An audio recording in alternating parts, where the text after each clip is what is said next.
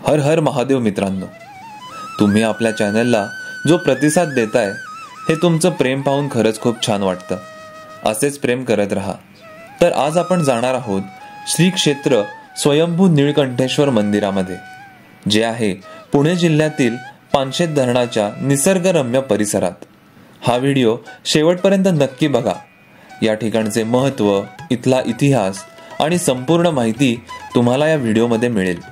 आपल्या महाराष्ट्रात अशी अनेक ठिकाणे आहेत ज्यांना धार्मिक, ऐतिहासिक असे महत्त्व तर आहेच, त्याशिवाय अप्रतिम निसर्ग सौंदर्याने ती स्थाने नटलेली आहेत.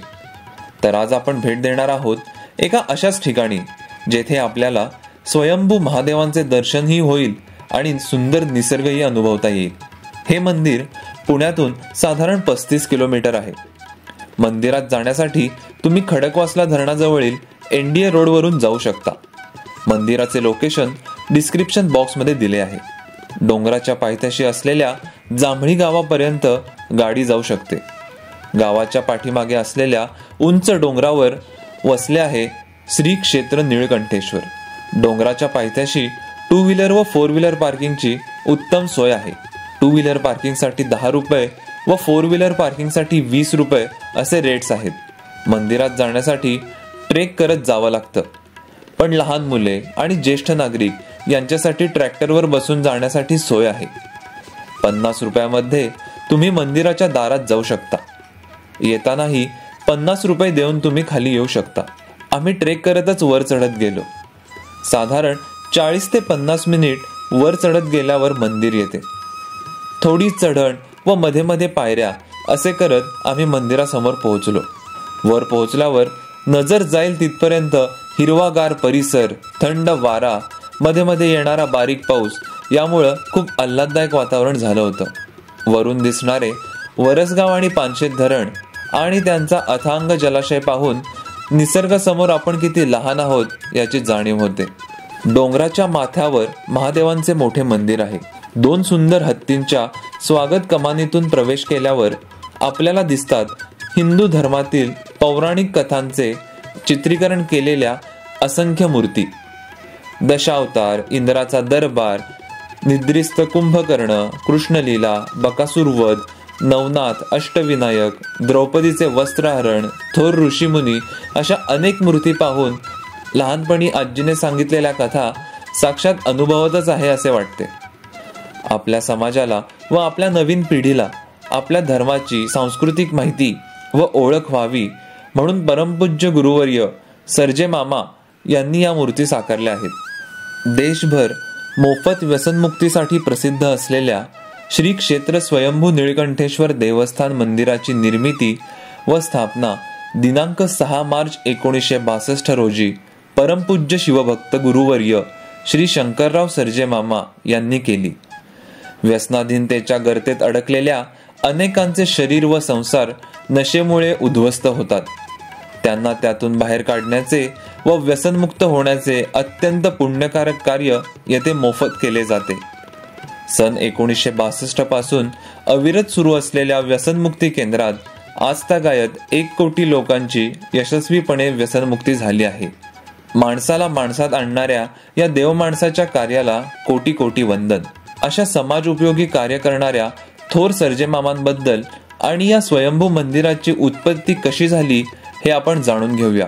गुरुवर्य सर्जे मामा सिंहगड वनक्षेत्रात फॉरेस्ट ऑफिसर म्हणून कार्यरत होते. येथील वनसंवर्धनाची जबाबदारी त्यांच्यावर होती. नोकरीची जबाबदारी पार पाडत असताना दिनांक 6 मार्च 1962 हा दिवस परमपूज्य सर्जे मामा यांच्या आयुष्याला कलाटणी देणारा ठरला. डावजे वनक्षेत्रात गस्त घालत असताना प्रचंड ऊर्जेचा ध्वनी आकाशवाणीप्रमाणे ऐकू आला. साक्षात परमेश्वराची ती आकाशवाणी होती. उठ, सावध हो, मला तहान लागली आहे, पाणी पाज, अशी आकाशवाणी त्यांना ऐकू येऊ लागली. अथक शोधानंतर जमिनीखालचा ध्वनी असल्याच्या जाणीवेने मामांनी खोदकाम केले आणि साक्षात स्वयंभू शिवलिंग व नंदीची प्राप्ती परमपूज्य शिवभक्त सर्जे मामा यांना झाली. त्यानंतर सर्जे मामांनी आज आपण पाहत असलेल्या श्री क्षेत्र स्वयंभू निळकंठेश्वर देवस्थान देवभूमी या परिसराची निर्मिती केली. 15 ते 20 एकरात पसरलेल्या या परिसरात जवळपास 1200 मूर्ती आहेत. या मूर्ती इतक्या सुबक व हुबेहूब बनवल्या आहेत की साक्षात महाभारत रामायण पाहतोय असा भास होतो. मूर्ती पाहत पाहत आम्ही मंदिराजवळ येऊन पोहोचलो. तेथील मोफत शूज स्टँडवर तुम्ही शूज ठेवू शकता.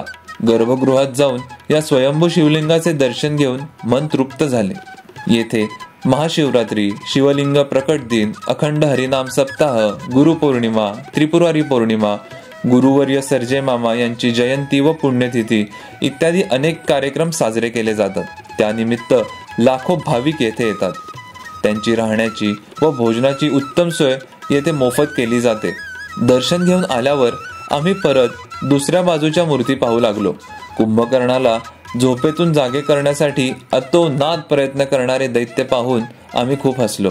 एक दैत्य तर त्याच्या छातीत भाला घुसवून उठवत होता. संत श्रेष्ठ श्री ज्ञानेश्वर महाराज माऊली यांनी रेड्याच्या मुखातून वेद वदवलेला प्रसंग पाहून आम्ही नतमस्तक झालो. जशी एखादी आई आपल्या मुलाबाळांना बरोबर घेऊन जाते, त्याप्रमाणे साक्षात विठू माऊलीने अंगा खांद्यावर सर्व संत मेळा बसवलेला पाहून विठू माझा लेकुरवाळा संगे गोपालांचा मेळा या ओळीचा प्रत्यय आला. औदुंबर वृक्षाखाली बसलेले दत्तगुरू पाहून मन अगदी शांत झाले. मंदिराच्या जवळच गोशाळा आहे. तेथे तुम्ही गोशाळेसाठी ऐच्छिक देणगी देऊ शकता. तसेच आपल्या प्रियजनांच्या आठवणी जोपासण्यासाठी वृक्ष तुमचे संवर्धन आमचे हा उपक्रम सुरू केला आहे. मंदिराचे टायमिंग सकाळी 9 ते संध्याकाळी 6 वाजेपर्यंत आहे. पावसाळ्यात येथील हिरवागार निसर्ग हा पाहण्यासारखा असतो. तसेच मंदिर परिसरात चहा, कॉफी, नाश्ता यासाठी एक कॅन्टीन देखील आहे. तसेच तेथे वॉशरूमची सोय देखील आहे. या मंदिराला नक्की भेट द्या आणि जास्तीत जास्त शिवभक्तांपर्यंत हा व्हिडिओ पोहोचवा. शिवभक्तीतून व्यसनमुक्ती करणारे व मानवाच्या उद्धारासाठी सतत धडपडणारे परमपूज्य शिवभक्त गुरुवर्य श्री सर्जे मामा यांना विनम्र अभिवादन. शिवशंभोसाठी व्हिडिओ जरूर लाईक करा आणि जास्तीत जास्त शिवभक्तांपर्यंत हा व्हिडिओ पोहोचवा. ओम नमः शिवाय. हर हर महादेव.